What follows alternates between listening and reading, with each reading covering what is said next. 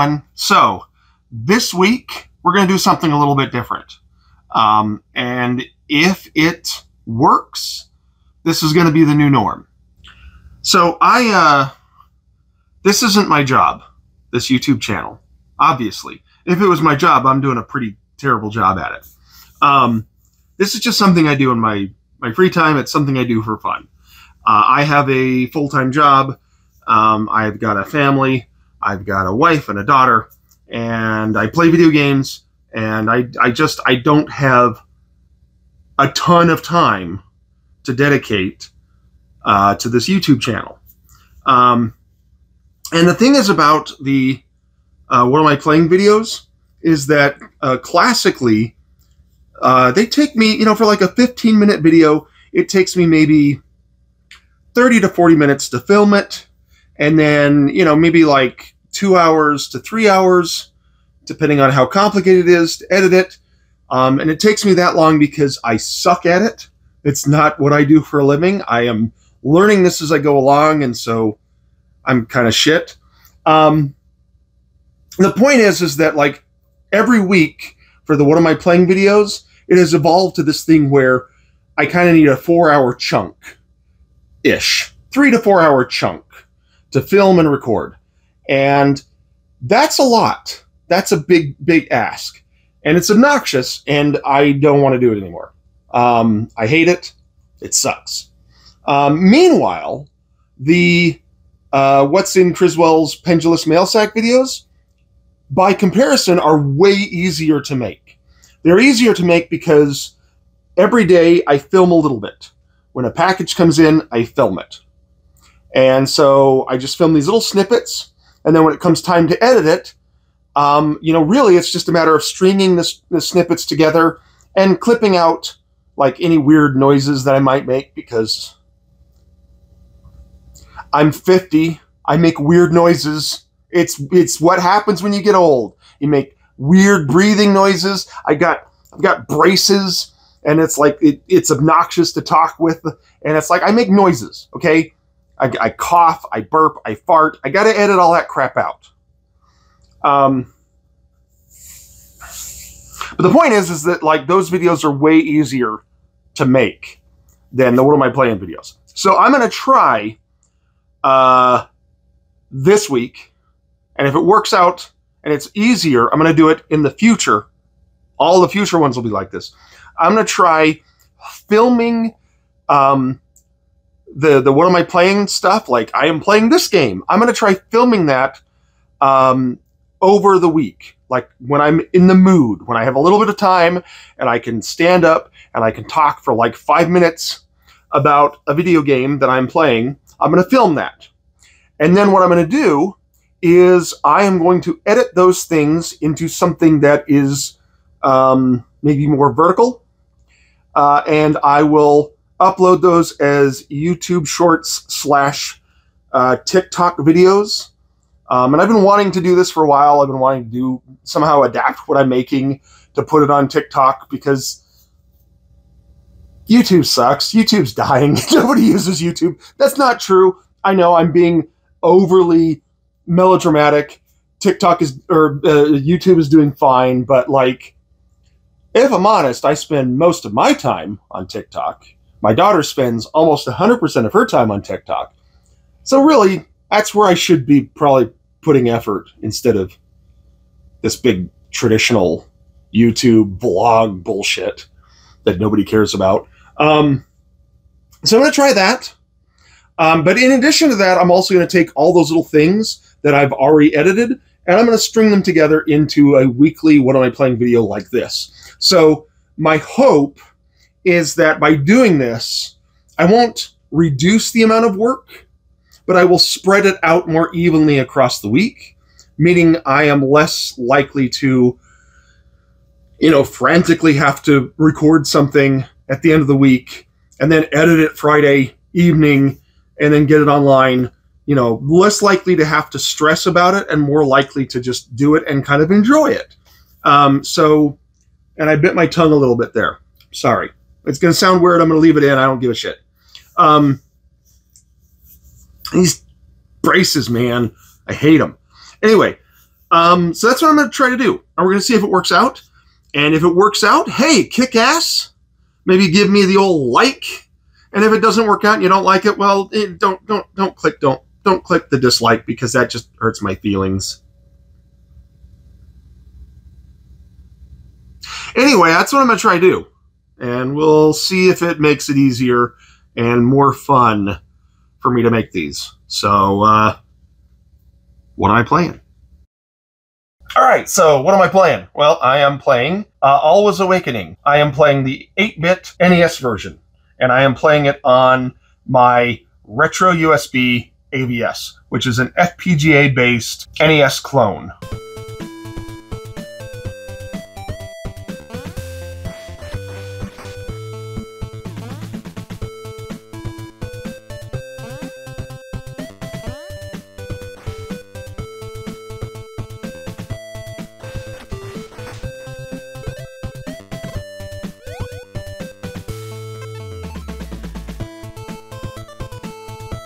So Alwa's Awakening is, you know, I guess you could say it's kind of a Metroidvania, although it's kind of more like the classic Euro platformers of the 80s. It originally came out in 2017 for a variety of platforms.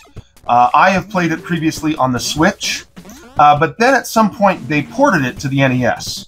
And it's a game that lends itself quite well to the NES, because it's retro-themed. And the NES version is a lot of fun. It's effectively the entire game, which is kind of mind-blowing to me, having already played the previous one. You know, it's a big, sprawling game, and they managed to fit it all inside of this little NES cart, and it's a blast. I've already played the 8-bit version before. I played it on my Evercade, but I played it handheld, and while I was on the go, so I haven't actually played the NES version like projected up onto a big display until now. And man, it is a lot of fun. I am really, really, really enjoying it. In the game, you play as this little lady here. I don't remember what her name is. Zoe. If you look at the box, her name is Zoe.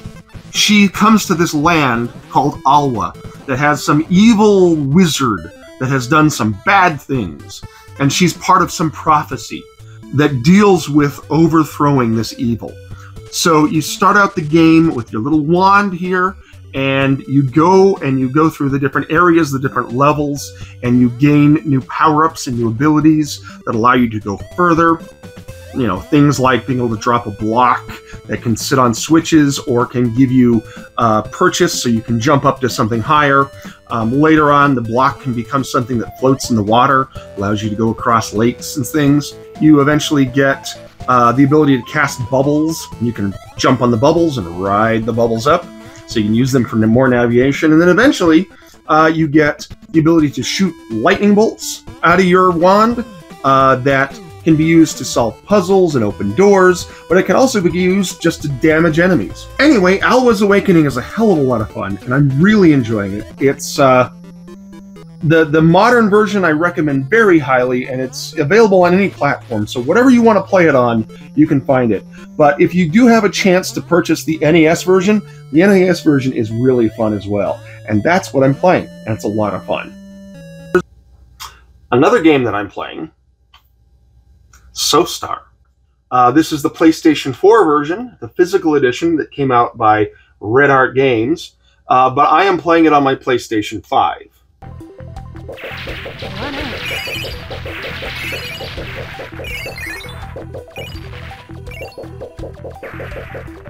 So Sophstar is a vertical shmup that is retro-themed. It has kind of a 16-bit aesthetic, as what I would describe it as.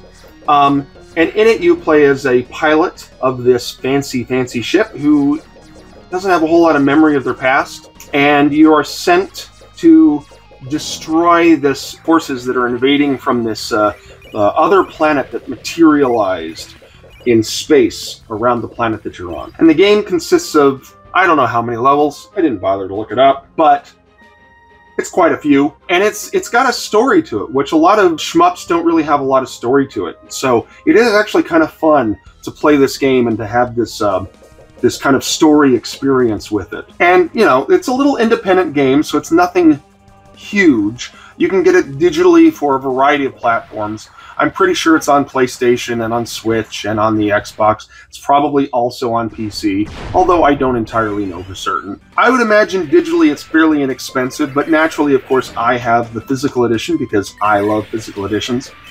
But the game itself is a lot of fun. It's a vertical shmup and it has a whole lot of different types of ships that you can pick from. Each ship comes with its own different types of attacks. Makes replayability an exciting prospect. But it's a lot of fun, and I've really been enjoying it. Sophstar, the PlayStation 4. Good stuff. So I have been playing Heretic's Fork. I'm playing this on PC. It's available on Steam. I mentioned Heretic's Fork before, and it's something that I'm still playing. It's a lot of fun. Heretic's Fork is a little roguelite card battler tower defense game, would be how I would describe it. In it, you are basically this minion from hell, and as a minion from hell, you work in an office trying to punish other sinners. And basically, there is a tower at the middle of the arena that you're in, and these sinners are going to be flooding towards the tower. And you have to set up defenses, this is the tower defense of it, that try to push the sinners away, that tries to thwart the sinners and destroys them. And the way that you put up towers is by playing cards. This is where the card game aspect comes into play. So you take your cards, and your cards can do things like put down a tower or put down a garrison that sends out units, but they could also do things like increasing the damage of a particular damage type, increasing attack speed, increasing your luck, damaging enemies, opening up a shop, etc., etc., etc. It's a very fun game. It's a very fun, just one more run kind of a game. And it's got a pretty awesome soundtrack. It's a lot of ambient vaporwave type stuff mixed with some metal and some other kind of techno things. It's really good. It's a great thing to just play and just listen to the music as you're playing. And the other thing about it is it's this auto battler, so it's very similar to something like Vampire Survivors, where the enemies come and attack, and you attack back, but you're not actually in direct control of it. All that you are in control of are setting up the towers and updating the various stats for the towers. Now, this is a game that I play it on PC. It doesn't require a whole lot of oomph, so it's something you can play on a pretty mediocre PC. You don't need to have the latest, greatest gaming rig. I've also been playing it on my Steam Deck, although due to the fact that it doesn't support controllers, it actually makes it kind of annoying to play on the Steam Deck, so I do play it on my Steam Deck docked with a mouse and keyboard. It makes it a lot more enjoyable. But it's a very fun game, and I'm really enjoying it. As far as what I have done recently in the game, I actually beat it. You know, scare quotes, beat it. I got end credits, basically. I managed to beat the last, I don't remember what the exact criteria was, but I managed to complete whatever it was that would require, that was a requirement for beating the game and getting the credits scroll. Now the thing is there's more stuff to do in the game, and so I'm not done with it. I'm still working through unlocking all of the rest of the stuff, but I'm getting pretty darn close to being completely finished with this. But yeah, Heretic's Fork is a lot of fun, and if you are looking for a good card-based auto battler with tower defense mechanics, man, you could do a lot worse. It's a good game.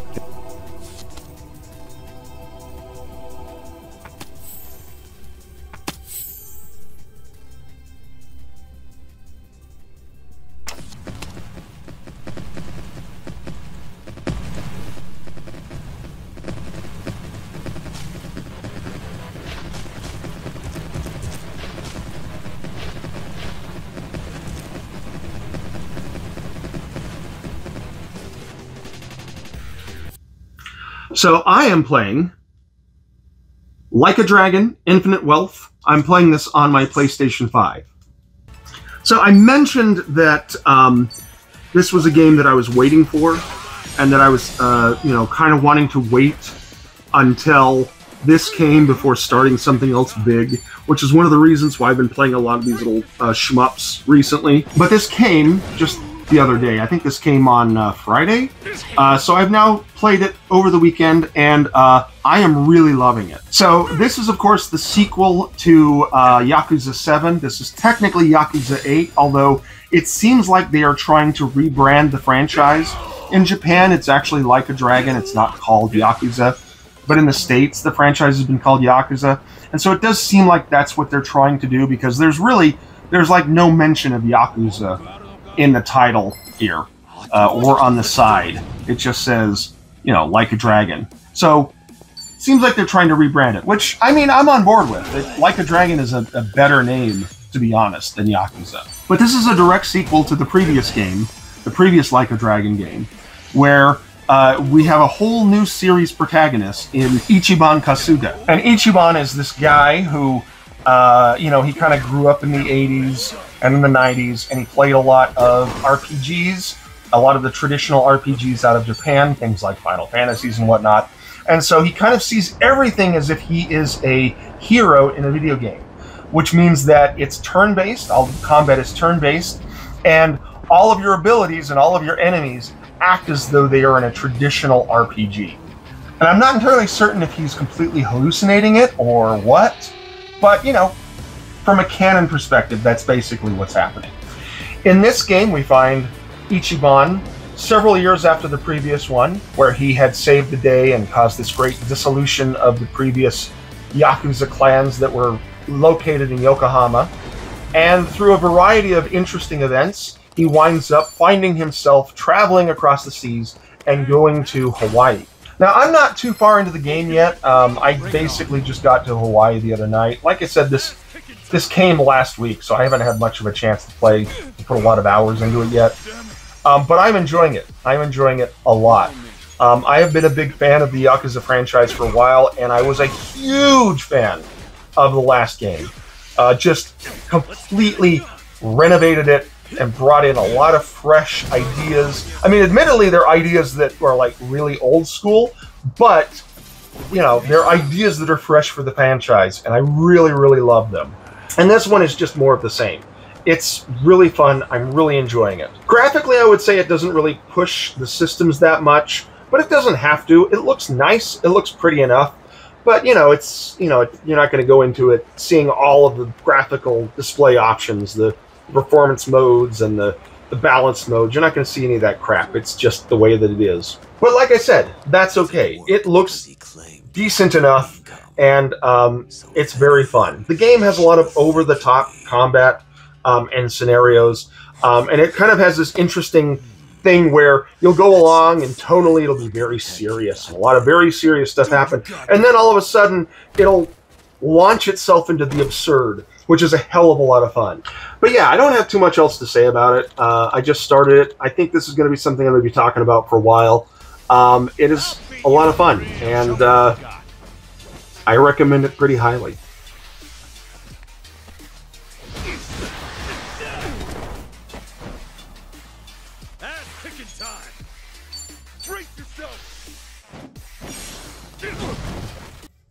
So I am playing Enshrouded.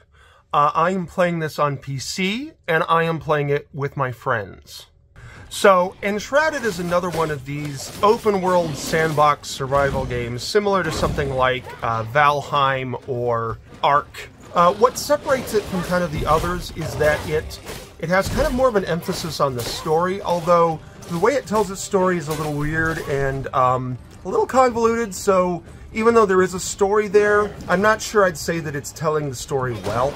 But one other thing that separates it from those others is that it has a fairly rich crafting system and building system. There's an awful lot of different types of structures and walls and things that you can build. There's a lot of flexibility, a lot of robustness in its build system, which means that you're going to be seeing a lot of really great bases online where people have built something. They've built a house, or they've built a hobbit hole, or they built this, or they built that. You've probably already seen it. this is probably not news to you. As far as what I'm building, I've got a couple of big buildings going on. One of them is a really big tower, and it's where I've kind of centralized all my NPCs. I've got a place where I put my carpenter, and he's out in this little wooded shack. And I've got a place where I've put like my hunter, and she's like in this little hobbit hole with a lot of drying racks. The point is that there's an awful lot of things that you can do, and it's really fun. But as I said, I've been playing it with my friends. I've been playing cooperatively. It's been a little bit of a mess with my friends, however, I will admit, because one of my friends likes to, he tends to play it more often than the rest of us. The rest of us have kind of busy schedules. So one of our friends is substantially higher level and further in the story than we are because he's been soloing a lot, whereas another friend is practically at the beginning of the game compared to the rest of us. But it's kind of cool because it allows those different types of levels to play with each other. So even though we're at drastically different points in the game, we're still able to join and have a hell of a lot of fun. But yeah, Enshrouded is fun. I'm really enjoying it. There's a lot of mayhem that can be had. There's a lot of emergent gameplay from all the different systems that take place in the game. And it's fun. I'm loving it. I recommend it.